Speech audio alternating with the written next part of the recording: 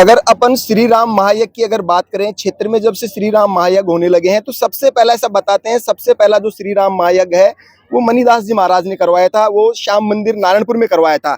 महाराज जी, मैं जानना चाहूंगा, जब 1999 अभी जानकारी है 1999 में श्री राम महायज्ञ करा था, सबसे क्षेत्र का पहला श्री राम महायज्ञ था। क्या कहेंगे इसके बारे में, कैसा था वो महायज्ञ जब आपने करवाया था 1999 में? भावना विचार बहुत अच्छा था पब्लिक के, सदयोगी विचार थे उस समय के और अब में बहुत अंतर है विचारधाराओं में। ऐसा कहा जाता है कि सबसे पहले जो श्री राम महायज्ञ हुआ था वो श्री श्याम मंदिर में, उसके बाद में क्षेत्र में श्री राम महायज्ञ वगैरह इस तरीके से होना स्टार्ट हुआ है क्या?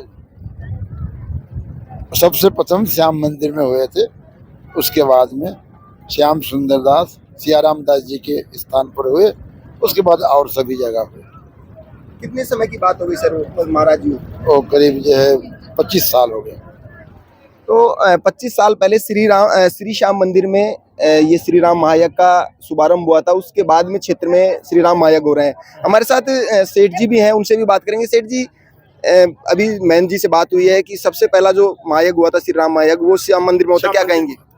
वो सबसे प्रथम महायज्ञ श्री राम श्याम मंदिर में हुआ था।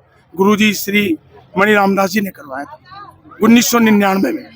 बहुत भारी हुआ था। उसके अंदर 1 महीने तक रामधुनी हुई थी और पूरे इलाके में बहुत धूमधाम से हुआ था और इतनी भीड़ थी, जनता आ ही नहीं पाई।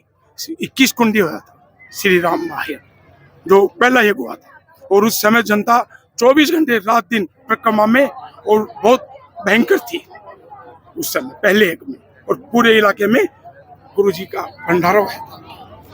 हमारे साथ और भी महंत हैं जो बाहर से आए हुए हैं, उनसे भी बात करते हैं। महाराज जी, शुभ नाम अपना? मेरे छोटा सा नाम श्री नरसिंह दास। महाराज जी, श्री राम महायज्ञ लगातार 9 दिन से हो रहे हैं यहाँ अपने पीर बाबा के यहाँ, क्या कहना चाहेंगे इसके बारे में? यह एक धर्म के स्वरूप कार्य है, धर्म युक्त कार्य है और मानव जीवन के परम उद्देश्य, परम लक्ष्य जो है धर्ममय जीवन ही व्यतीत करना होता है। क्योंकि हमारे जो धर्म है ना, धर्म ही साथ में रहते हैं, जाते हैं। धनानि भूमो पशुवश्च गोष्ठे स्त्री गृहद्वार जना शमशाने देहश्चितायाम परलोक मार्गे धर्मानुरागो गच्छति जीव एक है।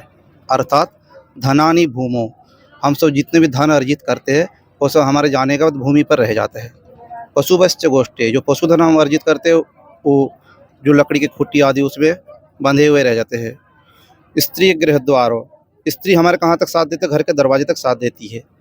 स्त्री गृह द्वारा जना शमशाने, जो हमारे मित्र जन है, मिलने जुलने वाले परिजन वाले, वे कहाँ तक साथ देंगे, श्मशान तक साथ देते हैं।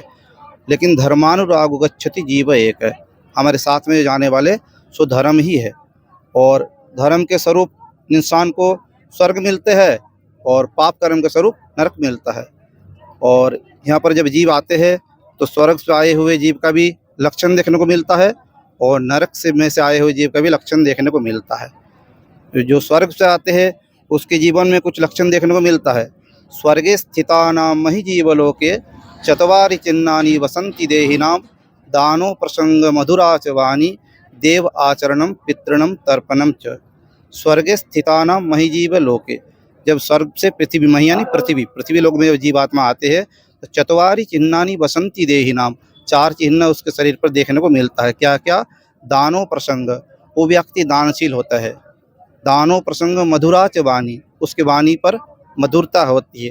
जैसे कागा काको धन हरे, कोयल काको देत, और मधुर वचन सुनाए के जग अपनो कर लेत। तो दानो प्रसंग मधुरा च वाणी देव आचरणम, देवता के जैसे आचरण करना, जैसे कि प्रातः काल उठ के रघुनाथा मात पिता गुरु ना वही माता। और पितृणम तर्पणम च, पितरों का तर्पण आदि करना, बड़े बड़ों का आदर देना, सम्मान करना।